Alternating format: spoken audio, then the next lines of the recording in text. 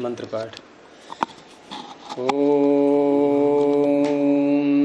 सहना भवतु सहनौ भुनक्तु सह वीर्यं करवावहै तेजस्विनावधीतमस्तु मा विद्विषावहै। ओम शांति शांति शांति।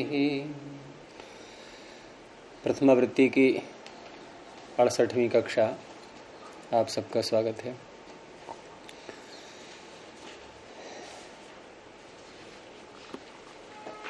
पीछे सूत्र हुआ था आद्यंतो टकितो, टित और कितागम आदि और अंत में बोले जाएंगे, रखे जाएंगे। तो इसमें कोई पूछना है? पीछे कोई प्रश्न है? हाँ बोलिए। लाए थे हेतु वाला होने से। हेतु वाला किस प्रकार से? हेतु वाला हेतुमती च तो ये कहता है कि हेतु वाला, हेतु वाली धातु, हेतु वाली धातु होती है, उससे ऋणिश प्रत्यय होता है। हेतु वाली धातु से। अब आप प्रश्न करो आगे। हेतु मान लेते, हेतु वाली धातु जैसे जिसका कोई हेतु हो वो हेतु वाली हो गई। हेतु संज्ञा है। जैसे वहाँ स्वतंत्र करता तत्प्रयोजक हेतु, ये तत्प्रयोजक स्वतंत्र कर्तु प्रयोजक हेतु संज्ञक हो। ठीक है, आगे बोलिए। ये जो हेतु यहाँ हेतु जटिल शब्द है। जटिलो भीषयते, जटिल डरा रहा है, तो भी धातु हेतु वाली हो गई। कौन है हेतु? जटिल। जटिल क्यों है हेतु? क्योंकि ये भी का जो अर्थ है डरना, उसका ये प्रयोजक है, और प्रयोजक होने से दूसरे को डराने का कार्य होने लगा अभी। अच्छा गुरुजी, जटिल को हम भूल जाए केवल भी सहित रखें तो नहीं बनेगा। नहीं बनेगा, बनेगा ही नहीं, क्योंकि भीषयते में कर्ता, भीषयते में भीषयते का आप अर्थ बोलोगे। आप हिंदी बोलो, अच्छा हिंदी बोलो, आप संस्कृत बोलो ही मत।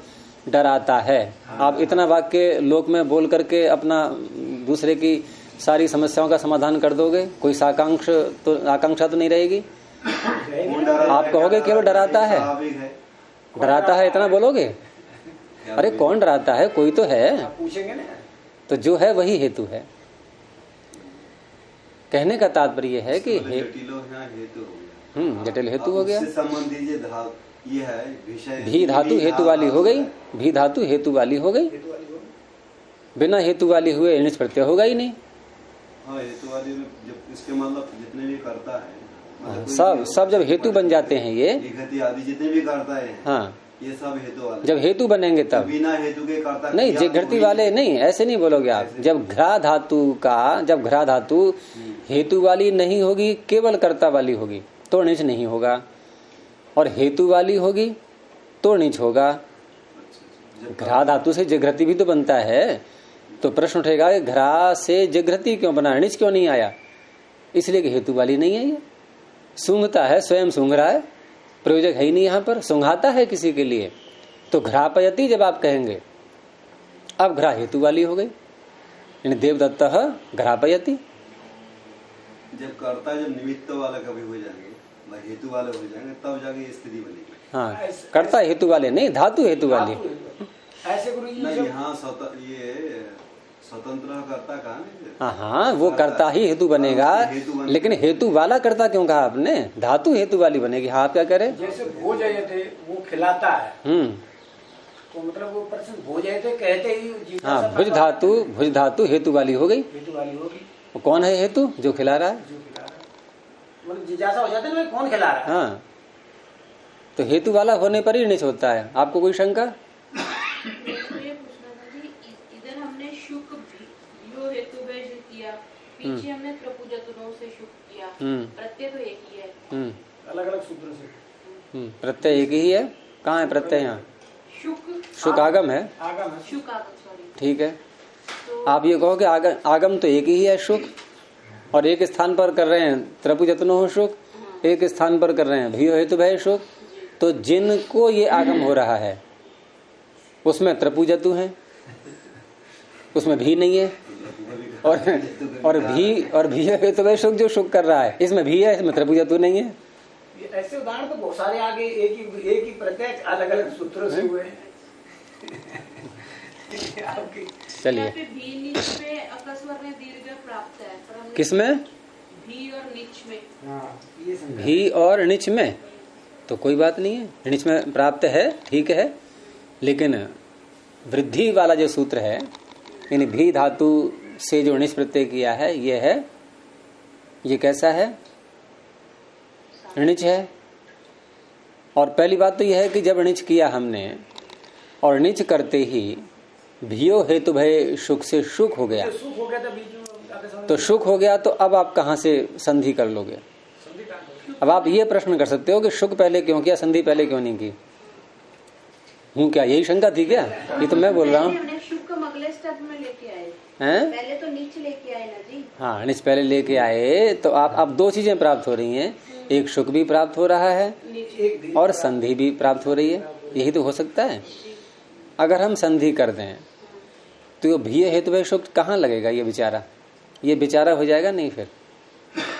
और एको और ये अकह सवर्ण दीर्घ, इसको तो बहुत सारे कार्य मिल जाएंगे, फिर भी इसको तो बहुत सारे कार्य मिल जाएंगे कि नहीं? जहां कोई बाधा नहीं है, निर्विरोध चुनाव होते हैं कि नहीं? और भियो हेतु भय शुक को हमने यहाँ रोक दिया, तो इसको और कौन सा अवसर मिलेगा? इसको तो णिच प्रत्यय आएगा भी के आगे तभी मिलेगा अवसर, और वहां हम कर दें उसकी संधि, हो जाएगा शुक, सूत्र निरर्थक हो जाएगा।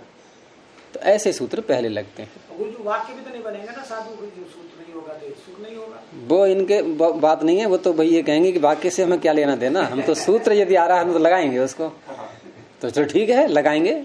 अब उसी की दृष्टि समाधान दिया मैंने कि सूत्र कभी भी निरर्थक नहीं होते।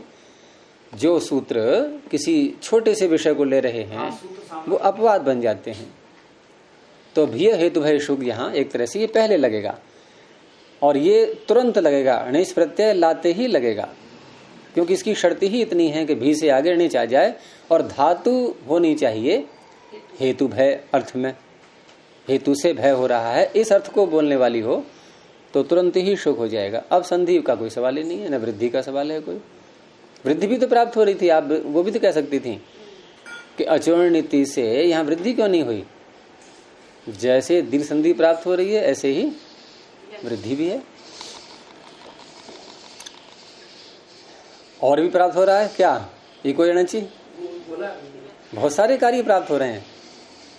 इको एणची नहीं प्राप्त हो रहा है क्या?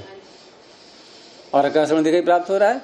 तो यहाँ भी तो आपने निर्णय किया, आपने क्यों बोला आकाशवाणी देखा, इको एणची क्यों नहीं बोला? वो थोड़ा जल्दी दिख रहा था। जबकि पहले वो आ रहा था इको एणची, पहले वाले को छोड़ दिया, आगे वाले को पकड़ लिया। चलें आगे। मिदचोन्त्यात् परः, मिथ प्रथमैक वचनांतम, अचः षष्ठीक वचनांतम, अन्त्यात् पंचमेक वचनांतम, परः प्रथमैक वचनांतम।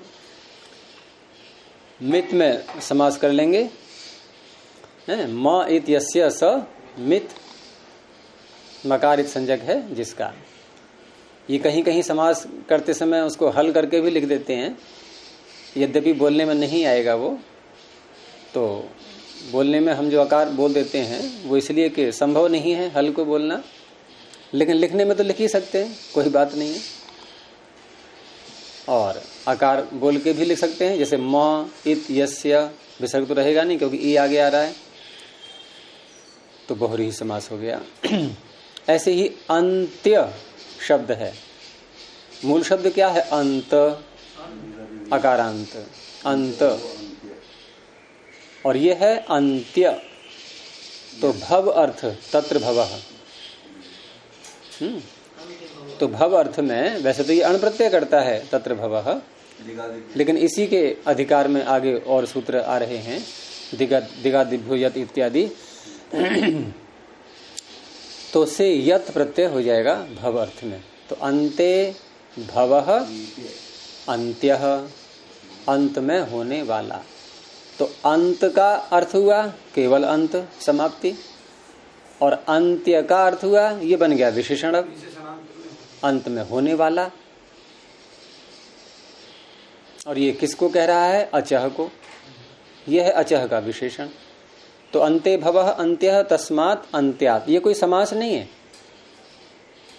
यद्यपि समास शीर्षक के अंतर्गत इसको लिया इन्होंने, लेकिन इसमें आगे भी ऐसे बहुत से स्थल आएंगे जहां समास के अंतर्गत दिखाएंगे वो, तो समास के अंतर्गत समास को भी दिखा देते हैं। अब अलग से कोई ऐसा शीर्षक इन्होंने बनाया नहीं है, क्योंकि 6 प्रकार से सूत्र का पूरा जो कार्य है उसमें पदच्छेद विभक्ति ये एक हो गया, फिर समास, अनुवृत्ति, अर्थ, उदाहरण, सिद्धि, ये 6 प्रकार हैं।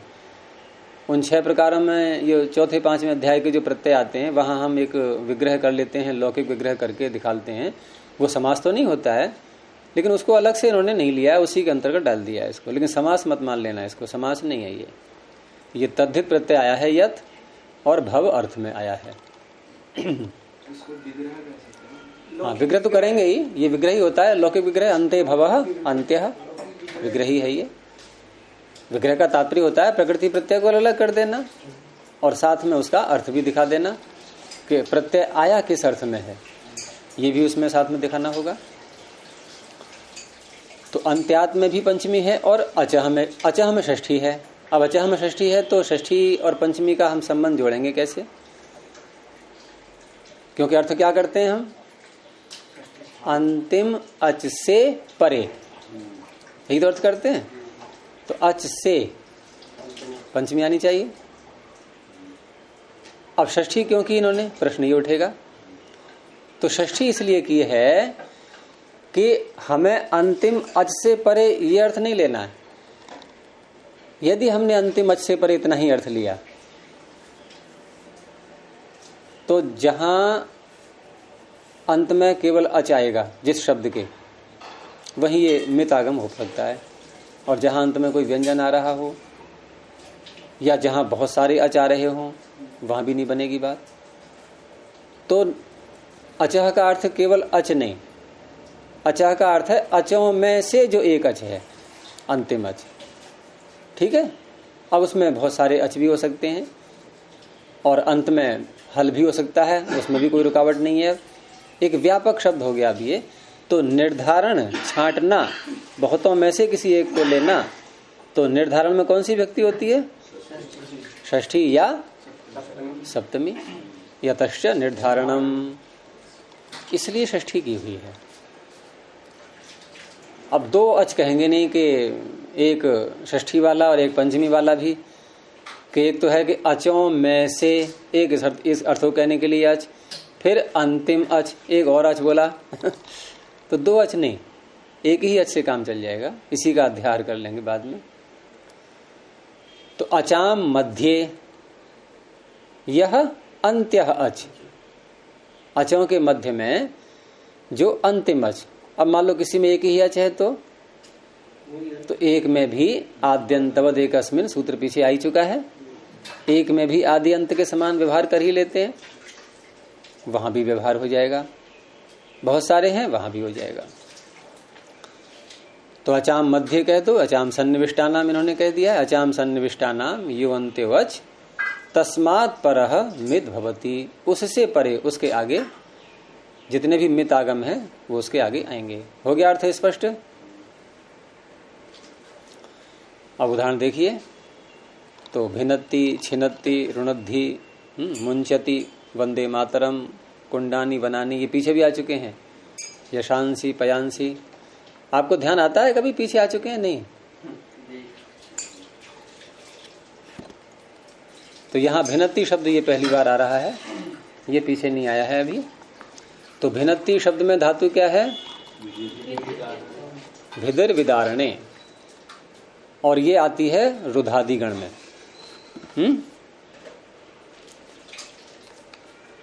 भिदिर विदारणे, विदारण किसे कहते हैं?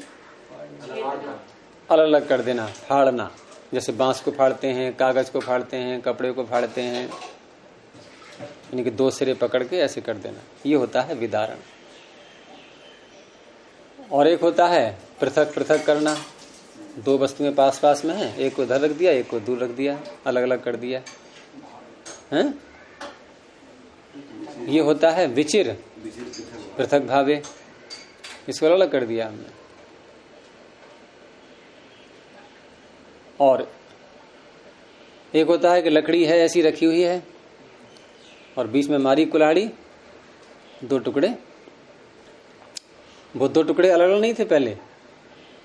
यहां हम ये नहीं कहेंगे पृथक पृथक किया है हमने, ये क्या किया है, इसको दो टुकड़े अलग अलग कर दिए, यानी कि दो हिस्से कर दिए। तो यहां क्या होता है, द्वैधीकरण, छेदिर द्वैधीकरण है। ये भेद बता रहा हूं धातुओं में।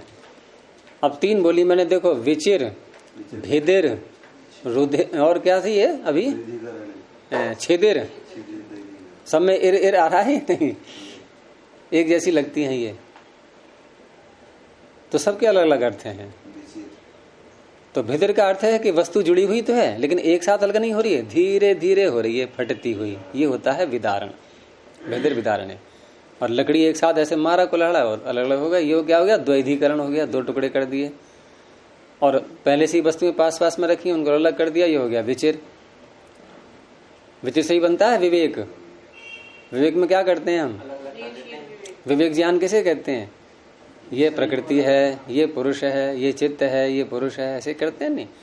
तो क्या पहले मिले हुए थे, क्या हैं पहले ही अलग अलग, मतलब पास पास में हैं बिल्कुल, लेकिन हमने उनको एक मान लिया था। और विवेक ज्ञान में क्या हुआ कि हमने उसको विचिर पृथक भावे, पृथक पृथक कर दिया और समझ भी लिया उसको कि ये पृथक है और ये पृथक है। और ये समझना बस यही लक्ष्य है मनुष्य के जीवन का, यही लक्ष्य है बस।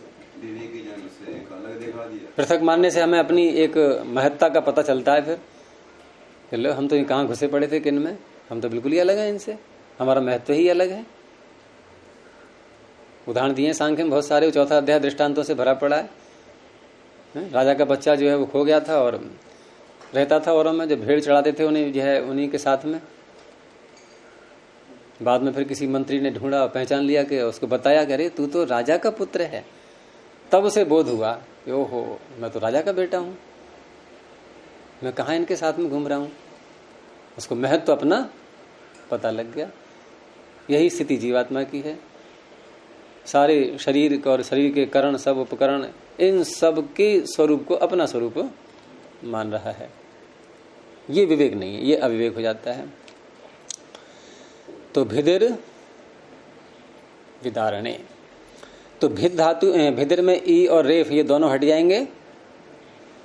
तो इसमें दो वर्णों की इत संज्ञा हुई है। अब दो वर्णों की संज्ञा को अलग अलग करके बोले हैं तो इसको हम यूं भी कह सकते हैं कि धातु ये इदित है, और ये भी कह सकते हैं कि रित है, या नहीं, क्योंकि रेफ की संज्ञा हुई है हलंत्यम से, ई की हुई है उपदेश जन्ना से गित से। तो इदित भी है और रित भी है, लेकिन ऐसा व्यवहार होता नहीं। कारण क्या है कि रित कह करके कहीं कार्य पाणिनि ने, यद्यपि एक स्थल पर आता है ऐसा उपोत्तमम रीति, लेकिन धातुओं में जहां इस प्रकार से होता है वहां उन्होंने ऐसा कार्य कहीं रित कह करके नहीं किया है। अर्थात जहां भी ई और रेफ दोनों को एक साथ पढ़ करके अनुबंध के रूप में रखा है किसी धातु में, तो उन्होंने ई और रेफ दोनों को एक साथ बोला है। तो कैसे बोलेंगे, दोनों को एक साथ बोले हैं और इत जोड़े हैं, इरित, इर इत, इरित। कौन सूत्र में आया बताइए, हैं? संदेह क्यों हो रहा है, यही है सूत्र, जरा जोर से बोलो खुल के, इरितो वा यही है, इरितो वा, इडागम के प्रकरण में आएगा। यहां वैसा कार्य नहीं है कोई अभी इरित का अपने उदाहरण में। तो भिद धातु से लट लकार ला करके धातु परस्मी पद की है। ये क्यों है परस्मी पद की, कौन बताएंगे? ये परस्मयी पद की है, इतना पता लग गया।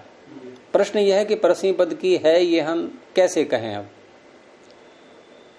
जैसे हम कैलेंडर देखते हैं तो या तो तारीख का पता हो या दिन का, एक चीज का पता होना चाहिए ना पहले, तो दूसरे का पता लग जाता है। तो हमने आपको एक चीज का पता बता दिया, क्या, कि ये धातु परस्मी पद की है, परस्मी पद के प्रत्यय आएंगे। अब दूसरी बात आप बताओ कि कैसे पता लगा कि परस्मी पद की है ये। हाँ तो बोलो ना, क्या उदात्त है, वही पूछ रहा हूं मैं। हाँ, भा में जो ई है ये उदात्त हो गया निर्णय।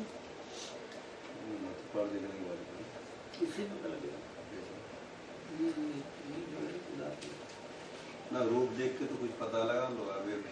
भीधि धातु में भीधि बचा कि उदात्तम धातु इतने नहीं करेगा धातु पाठ, इससे आगे नहीं, भी में ई उदात्त नहीं, गलत हो गया ये तो निर्णय। ये तो आप वहां पहुंच गए, आपने उस स्वर को ले लिया उदात्त जो विद्यमान रहता है और किसी का ध्यान नहीं गया। गलत निर्णय हुआ है या नहीं हुआ। ये भी के ई को उदात्त मान करके हमने क्या निर्णय किया कि धातु परस्मी पद की है। परस्मी पद या आत्मनेय पद या वह पद का निर्णय होता है जो अनुबंध होते हैं उनके द्वारा, और जो विद्यमान स्वर रहते हैं जो अनुबंध नहीं है उनके द्वारा क्या निर्णय होता है। अभी इन्होंने बोला इट और अनिट का।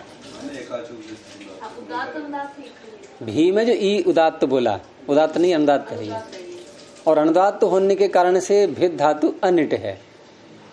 हो गया। अब प्रश्न फिर वही है कि ये परस्मी पद की है, इसका निर्णय कौन करेगा। इसका निर्णय किस वर्ण से हुआ। हाँ, इसमें जो ई गया है ये उदात्त था, तो धातु कैसी हो गई, उदात्तेत। हाँ, दकार का ई, ये उदात्तेत, इसके कारण से अब है परस्मी पद की। ठीक है। तो लट लकार आया, लट लकार के स्थान पर तिप है, और तिप है सार्वधातु को कर्ता में आया है, इसलिए शब्द की प्राप्ति जो हो रही थी उसका अपवाद सूत्र रुधादिभ्यः शनम, ये शनम प्रत्यय करता है। रुधादि गण की धातुओं से शनम प्रत्यय होता है। अब शनम है ये प्रत्यय। अभी तक जो हमने देखा था कि ये सारा जो प्रकरण है परिभाषा प्रकरण, तो षष्ठी स्थान योगा इसमें बीच में बैठा हुआ था मुखिया, जैसे अपने सौर मंडल में सूर्य मुख्य है ऐसे ही यहाँ भी एक पूरा प्रकरण है ये। लेकिन यहाँ ये जो मृचो अंत्यात् परः सूत्र है ये थोड़ा व्यापक है। ये केवल आदेश मात्र में न लग करके अन्यत्र भी लगा सकते हैं इसको। दूसरा एक और बात है, अगर हम षष्ठी स्थान योगा षष्ठी ही लें कि षष्ठी के स्थान में जो भी आदेश होंगे उसमें कुछ आदेश बनेंगे, कुछ आगम बनेंगे, ऐसा मान करके चलें, तो शनम का समाधान कैसे करेंगे, कौन बताएंगे। रुधादिभ्यः शनम का अर्थ क्या है।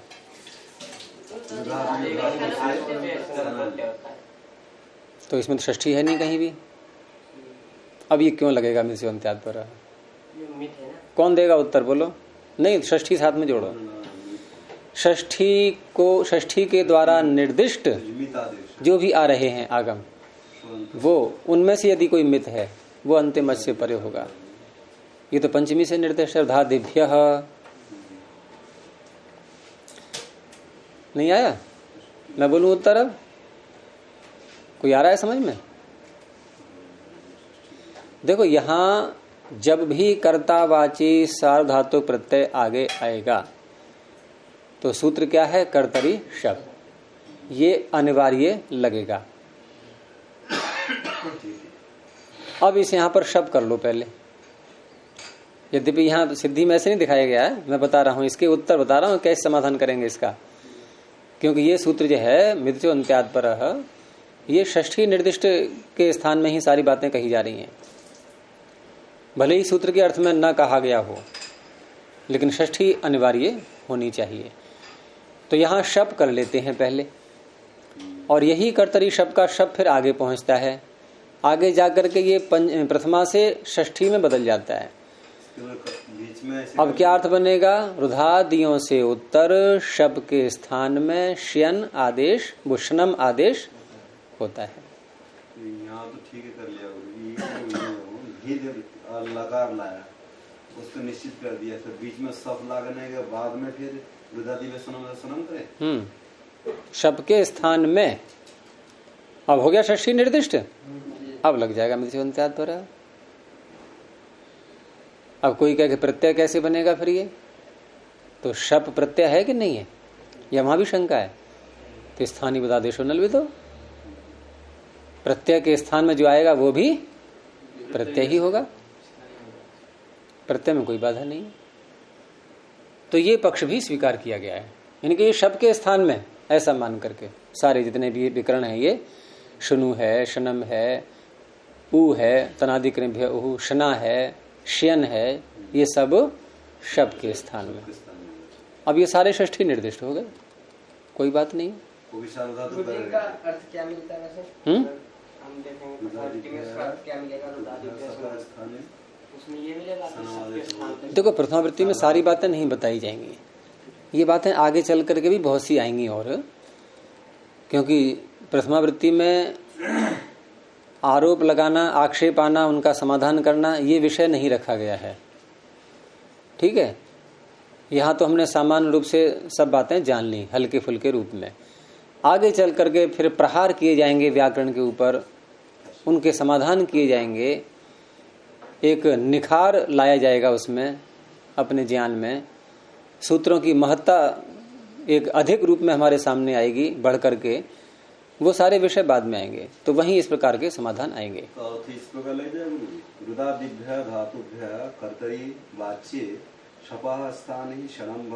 कर्तरी वाच्य आपने कहाँ से ले लिया?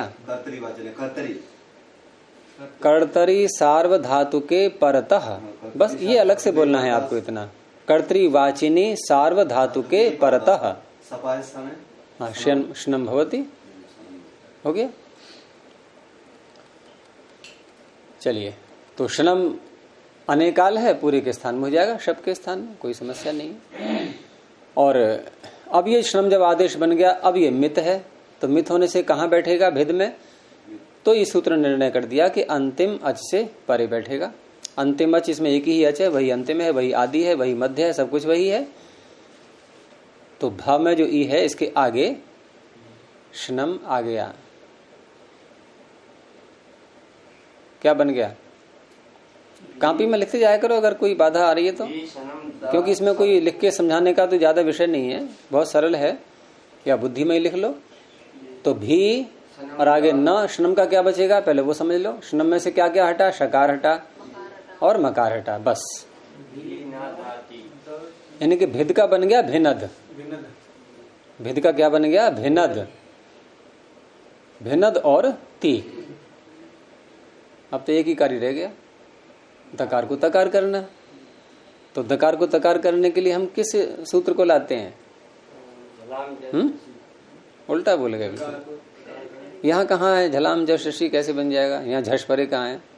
झलाम जश झशी, झश परे त परे है, त झश में कहाँ आता है?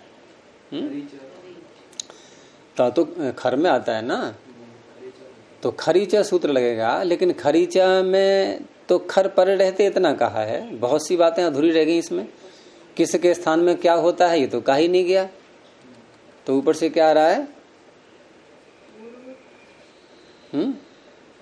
ऊपर से आ रहा है चर, अभ्यास चर्चा से, और झलाम ऊपर से आ रहा है। झलों के स्थान में चर होता है, खर परे रहते, तो हो गया दकार को तकार हो गया, भिन्नति। बस इतना कार्य है। काटता है छिन्नति, छिन्नति जो है वो दो टुकड़े करता है, भिन्नति फाड़ता है, ऐसे करके अर्थ करेंगे। हाँ जोर से बोलो आप भी। ये जो है ना सब जो है ना, सबके स्थान में सनम लाएगी। ये फिर क्या भेद धातु है, तो ये भेद सनम का ना हो गया। शंका तो बनी नहीं आपकी कोई? गुरुजी नहीं, ये ये बात पूछने ये चाह रहा हूँ। कर्तरी सब क्यों लगे, उसका तो वो जो है विकल्प या उसका विरोधी ही तो है रुदादिव्य सदन तो। तभी तो नहीं, एक तो हम एक पक्ष ये ले सकते हैं कि अपवाद के रूप में ले लें, और एक पक्ष ये है कि हम शब कर लें और उसके बाद उसके स्थान में शयन कर लें। हाँ, तो षष्ठी को दिखाना अनिवार्य है यहाँ पर, तो आप इस तरह से कर लेंगे। दकार व्यवधान नहीं घड़ी है क्या? ना भीद के बाद में सब लाया, सब अच्छा, आपकी शंका ये है कि जब भेद से हम शब लाए तो शब तो उसके आगे बैठा हुआ है, और अब हमने शब के स्थान पर शनम किया तो शनम भी वहीं बैठना चाहिए। बस हाँ भाई, तो उसमें कोई बात नहीं है, शब के स्थान पर शनम हुआ है। शनम एक विशेषता को लेकर के, मकार को लेकर के आया है अपने साथ में, तो अब इसको एक जगह दूसरी मिलेगी। एक गुण इसमें अधिक है, थोड़ा सा अधिक गुण है ये सबके। अब उसकी कुर्सी बदल जाएगी। सबके स्थान में सनम तो हुआ। हाँ, आया तो शब के स्थान में ही है, यानी शब को तो गायब करना ही पड़ेगा। शब के स्थान में तो आया है, लेकिन अब इसकी थोड़ी कुर्सी बदल जाएगी, क्योंकि इसमें एक धर्म अलग से और भी है, और वो है मित्व, मित होना इसका। इसके कारण से इसका स्थान बदल गया। इसने कहा रे तू तो मित है, तू तो मेरे हृदय के अंदर आ जा, तो भिद के अंदर पहुंच गया वो। भिन्नद व्यवहार में भी शब्द थोड़ा बाहर था। व्यवहार में भी कई बार देखा जाता है कि जैसे कि हमने विभागों में देखा है कि अध्यक्ष जो है सामान्य व्यक्ति अपनी कुर्सी में बैठा रहता है, और दूसरा लेक्चर को देने वाला आगे सामने वाले बगैर कुर्सी बैठता है, लेकिन उस सामने वाला यदि हमारा गुरु रह चुका, जैसे मैं बैठा, हाँ, कोई पूर्व परिचित आ गया, नहीं गुरु जी, गुरु देश नहीं, मगर आप हमारे विभाग में पहुंचेंगे, तो फिर हम अपनी कुर्सी पे आपको वहाँ बिठा देंगे, फिर हम इधर बैठे। तो इस तरह से यहाँ भी जो है, नहीं मान लीजिए किसी का नियुक्ति हुई है, ट्रांसफर हो गया, कोई कहीं चला गया, दूसरी नियुक्ति आ गई, और वो पूर्व जो अधिकारी और हैं वहां पर उनका निकला है कोई परिचित, अब उसके साथ व्यवहार बदल जाएगा। तो ऐसे ही यहाँ पर बदल गया व्यवहार। जब कोई स्थान में किसी कुछ करोगे हर जगह लग जाएगा, कर दिया तो उसके समान हो गया। कौन नहीं रहा मित्र, ये इसका अपना धर्म है। जैसे मान लो पहले मनमोहन सिंह थे, उनकी दाढ़ी थी, मोदी के नहीं है वैसी दाढ़ी उतनी, तो हम कहें भाई मोदी को भी दाढ़ी रखनी पड़ेगी, ऐसा नहीं। व्यक्तिगत जो लिंग होते हैं उसमें आएगा महाभाष्य में आगे चल करके कि व्यक्तिगत जो रुचियां होती हैं, जैसे किसी की नियुक्ति बदली है कहीं पर, अब कोई नमक ज्यादा खाता था, कोई मिर्च ज्यादा खाता है, कोई मीठा अधिक खाता है, तो वो सारी रुचियां नहीं आएंगी, उनका ट्रांसफर नहीं होता है, उनका स्थानीयवत नहीं होता है। जो बाह्य धर्म होते हैं उनका स्थानीयवत होता है, और जो आंतरिक धर्म है वो अपने ज्यों के त्यों आएंगे, उसके जो पदार्थ आ रहा है। ये मित्व इसका अपना धर्म है ये, और उसका पित्व अपना धर्म था, वो पित्व यहाँ नहीं आएगा। लेकिन प्रत्यय जो नाम रखा गया था उसका, ये बाहर से रखा गया था। शब्द में कोई प्रत्यय तो नहीं घुसा हुआ है, ये बाहर से नाम रखा गया था, वो नाम इसको ही मिल जाएगा। जैसे मनमोहन सिंह नाम था उनका, इनका नाम मोदी है, लेकिन प्रधानमंत्री जो नाम था वो बाहर से रखा गया था उनका, वो इधर भी आ जाएगा नाम प्रधानमंत्री, वो इधर भी आ जाएगा। अब कहो कि नहीं इनको ही मनमोहन सिंह को, क्योंकि स्थानीय आदेश है, वो उनका व्यक्तिगत नाम था। व्यक्तिगत चीजें नहीं आती हैं, बाह्य जो आते हैं वो साथ में जुड़ जाएंगे।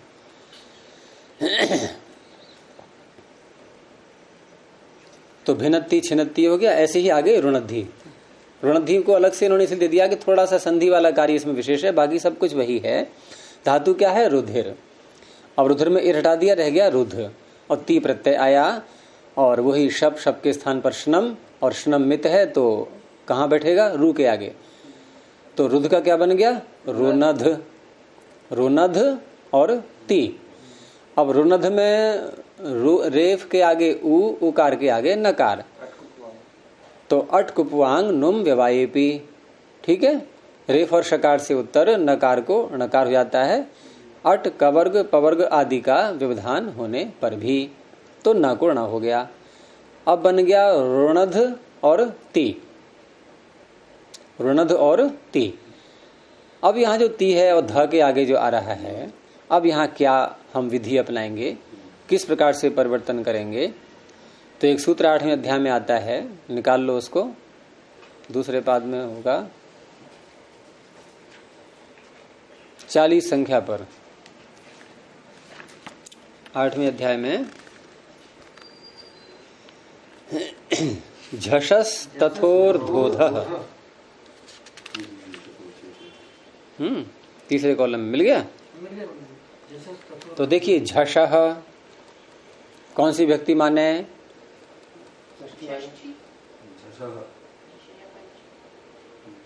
अच्छा, झषा में षष्ठी माने, तो तथो में कौन सी है? ये झषा में पंचमी। हाँ, झषा में पंचमी, तथो में षष्ठी द्विवचन। षष्ठी का द्विवचन। तो झष से उत्तर,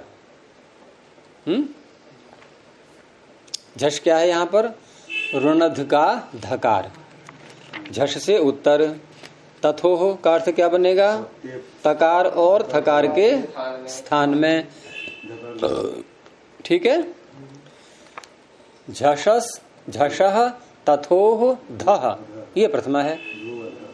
झष से उत्तर तकार और थकार के स्थान में धकार हो जाता है। अधः को छोड़ दो, नहीं समझ में आ रहा है तो, और समझ में आ रहा है तो समझ लो कि ये धा धातु में नहीं लगता। कहाँ लगता? धा धातु। बस अब वो छोड़ोगे कहाँ कौन सा हम रूप लाएं कि वहां नहीं लगेगा, धा का कौन सा रूप बनेगा, ऐसा उसको नहीं, ध्यान मत दो अभी।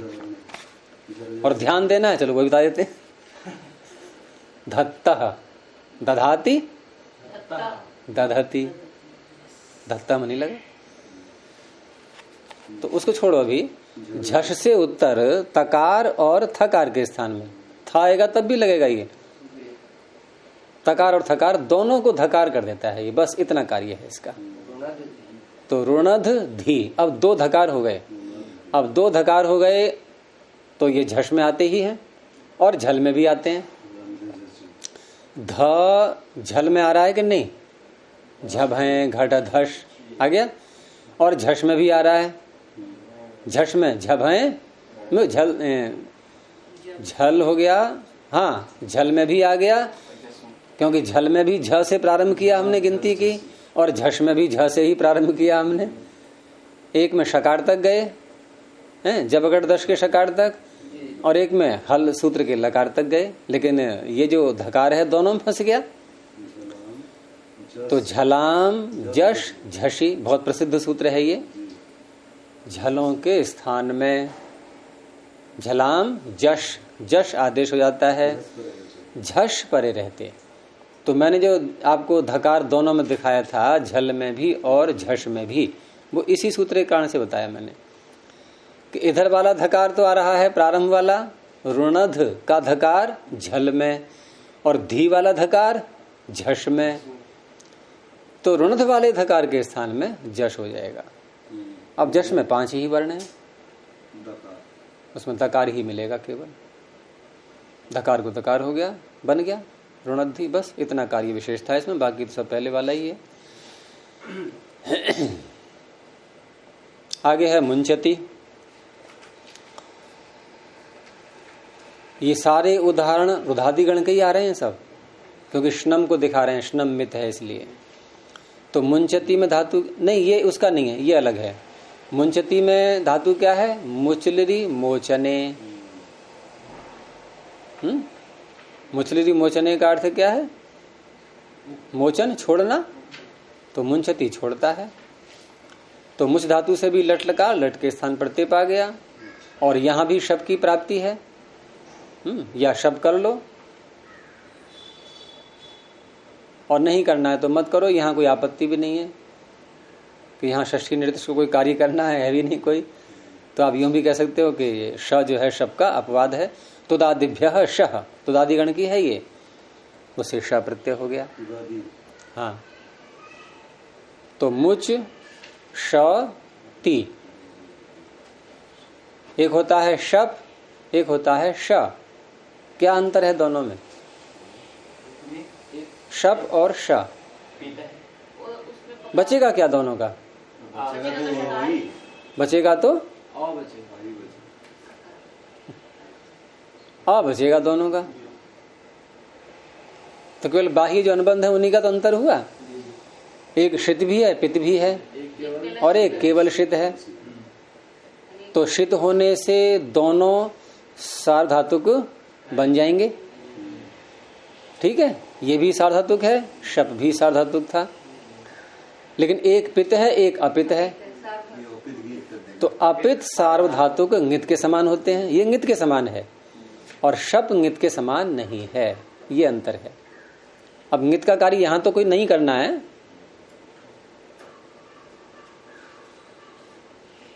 और करने को यहां दिखा भी सकते हो प्राप्ति आप, जैसे मुच और श और ति, तो पुगंत लघुप धस्य च गुण की प्राप्ति दिखा सकते हैं नहीं? अगर नुम को हम नहीं लाते हैं प्रारंभ में तो गुण की प्राप्ति दिखा सकते हैं, और किंग च से निषेध हो जाएगा गुण का, क्योंकि आगे ङित प्रत्यय आ गया। ङित प्रत्यय आगे आए, कित आए, तो गुण वृद्धि नहीं हो सकते। तो इस तरह से ये ङित माना गया है। तो उधर मत ध्यान दो अभी, क्योंकि यहां पर एक कार्य और होना है, तो गुण की प्राप्ति ही नहीं हो पाएगी फिर। तो मुच श ति, अब इस अवस्था में श प्रत्यय ये शित है, और शित होने वाला यहाँ कोई कार्य वैसे नहीं किया रहा है, लेकिन अंग संज्ञा करके अंगस्य के अधिकार में सूत्र है शे मुचादी नाम। ये उसी प्रकरण में आएगा जहां पर नुम का प्रकरण प्रारंभ होता है, 7वें अध्याय का पहला पाद। और 7वें अध्याय के पहले पाद में नुम का प्रकरण कहाँ से प्रारंभ होता है? इदितो नुम धातु से प्रारंभ होता है। तो इदितो नुम धातु की आगे कहीं देखो सूत्र मिलेगा शे मुचादी नाम। बहुत दूर है क्या? बिल्कुल पास में ही है। चलो ये भी अच्छा हुआ, पास में मिल गया।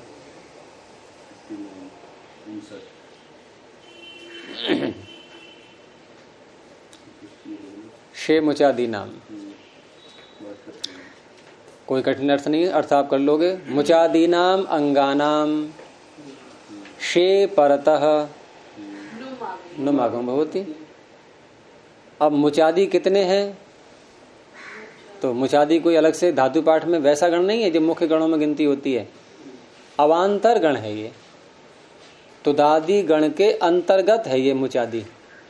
तो मुझ से लेकर के कुछ और आगे पड़ी हुई है, उनमें लगता है सूत्रीय।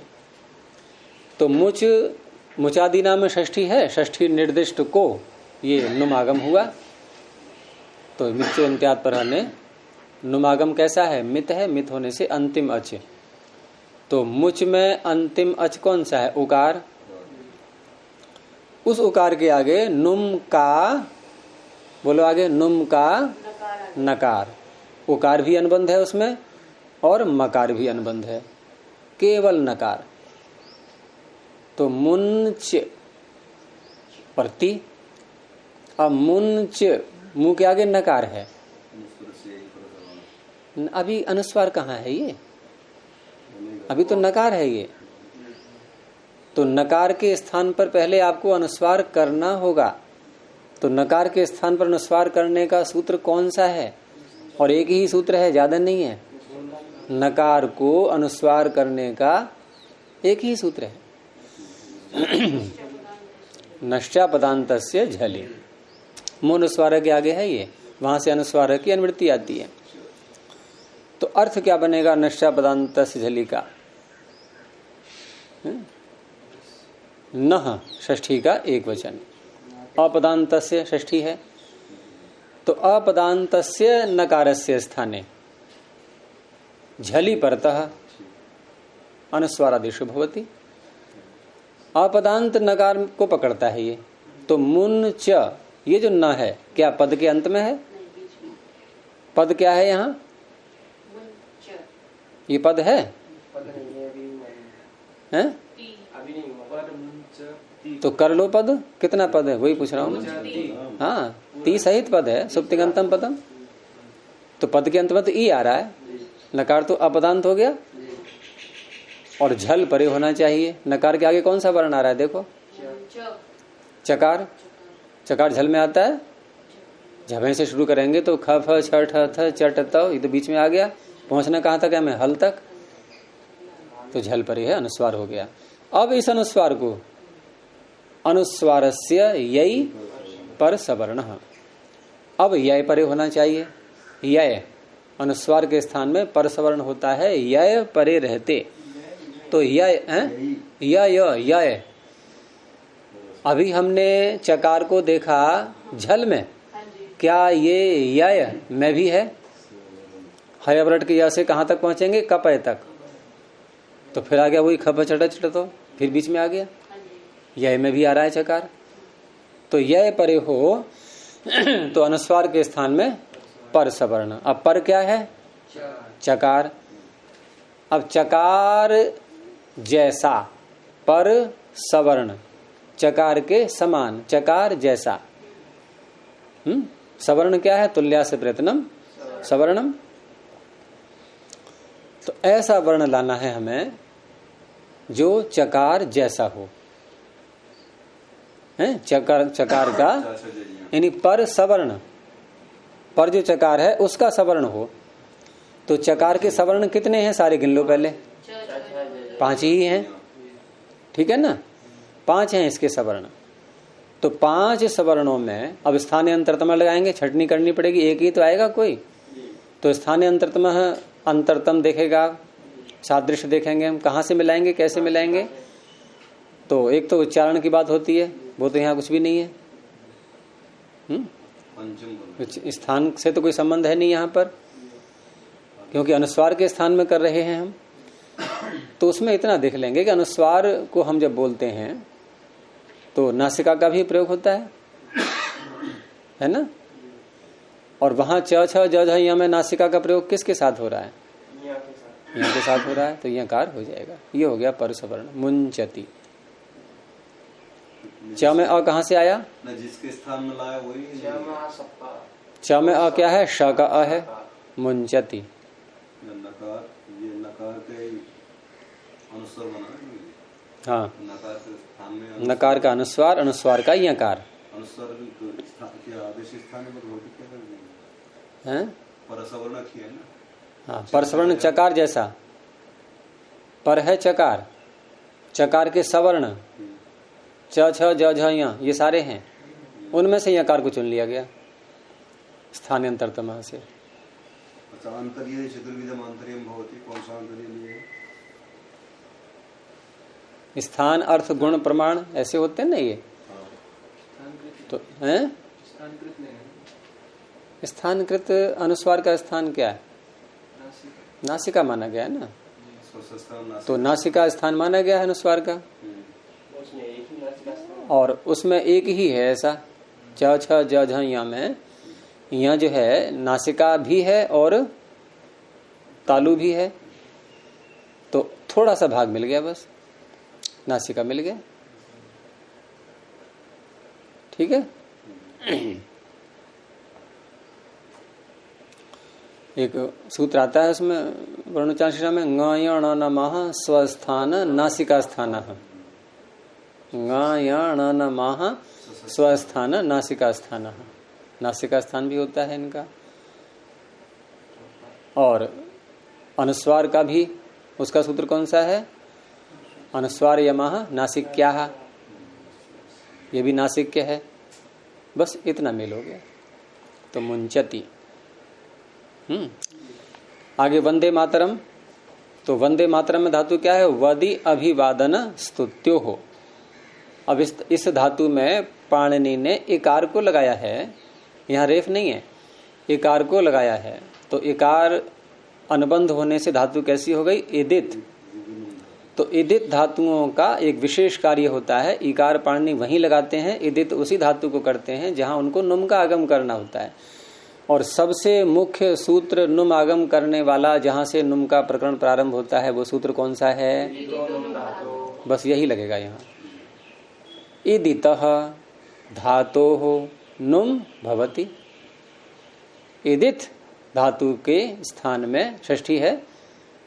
अब स्थान में नहीं बोलते हम क्योंकि नुमागम बन जाता है, तो को बोल देते हैं हिंदी में।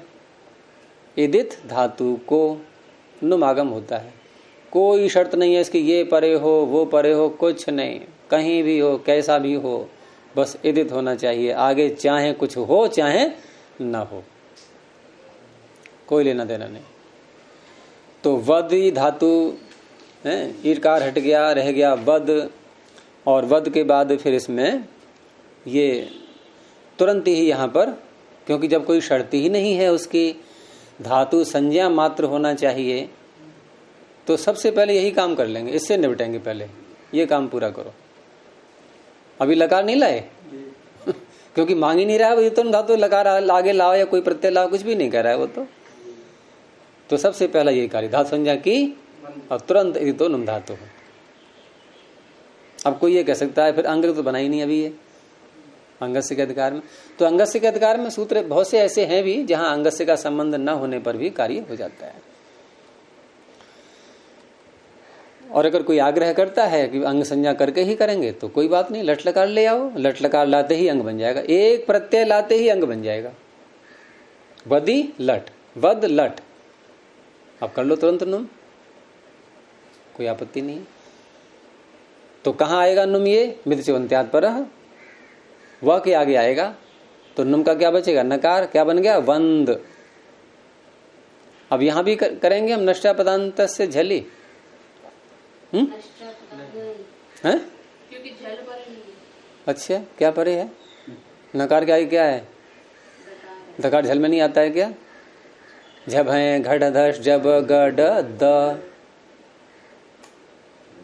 कर लो आप, करो अनुस्वार, कर लिया, हम फिर लगा देंगे अनुस्वार से यही। अब पर सवर्ण क्या होगा? द आ रहा है आगे, द के सवर्ण क्या क्या है? त, थ, द, ध, न, फिर न आ गया, रहे वहीं के वहीं। इसलिए कह देते हैं कि नहीं करेंगे, अरे करने करके फिर वहीं पहुंचेंगे, वहीं पर बात वही है, अनुस्वार करके फिर वहीं पहुंचेंगे।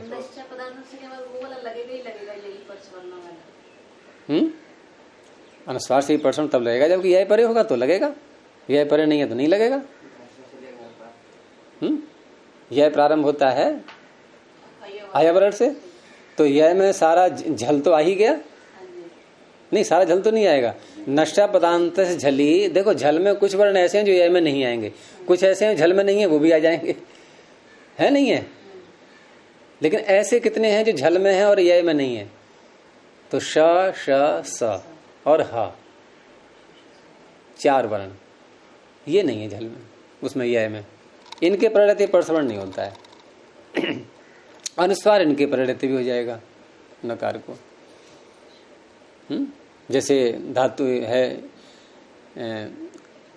शीशी या पिशी, पिनष्टि, पीसता है, पिनष्टि, पिनष्टः, पिनशंति, तो पिनशंति में अनुस्वार ही है बस। पिनशंति में पी में जो ई मात्रा है अनुस्वार लिखेंगे वहां पर आप परसवर्ण नहीं कर सकते। क्यों? यह परे नहीं है, शकार यह में आता ही नहीं, कपय तक ही तो गिनोगे यह को, तो शिन शंति, पिन शंति ऐसे बोलते हैं। तो वद धातु को पूरा कर लो, वंद बन गया, आगे लट लकार है, आत्मनेपद की है। ये क्यों है आत्मनेपद की? जल्दी बोलो।